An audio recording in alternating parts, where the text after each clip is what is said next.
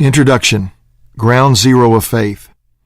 Christianity has been successfully attacked and marginalized because those who professed belief were unable to defend the faith from attack, even though its attackers' arguments were deeply flawed. William Wilberforce, Real Christianity. God, I just can't believe in you anymore. This was the frustrated conclusion of my friend Dean as he drove down the highway thinking of a conversation he had recently with an atheist, a conversation that rocked his world. He had been deeply challenged by this person's questions and objections to the existence of God. What was most upsetting to Dean was that he had no answers. Frustrated and embarrassed by his own inability to answer this skeptical barrage, he finally told God he intended to stop believing. What happened next was the last thing he expected. After making his declaration that he would no longer believe, he heard a voice. "Who do you think you're talking to?" He immediately pulled his car over to the side of the road to get his heart right with God, and he did. Then Dean had to get his head right. Rather than bury his doubts, he brought them into the light and began to deal with them by studying the evidence that undergirds real faith. He says he is now able to answer the skeptic's challenges as well as help the doubter who is struggling to find faith. Stories like Dean's have led me to write this book.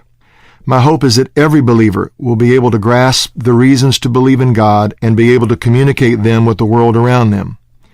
This is the challenge given to us from one of history's greatest examples of someone who recovered from the dark night of unbelief, the Apostle Peter. Always be prepared to give an answer to everyone who asks you to give the reason for the hope that you have. 1 Peter 3:15.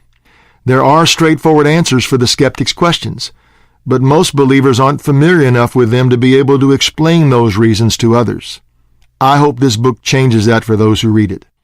The bluster from the ranks of the unbelieving is summed up in the words of musician and zoologist Greg Graffin of the group Bad Religion, who asserts that those who suggest life was intelligently designed have, quote, not produced a single shred of data to back up their claims.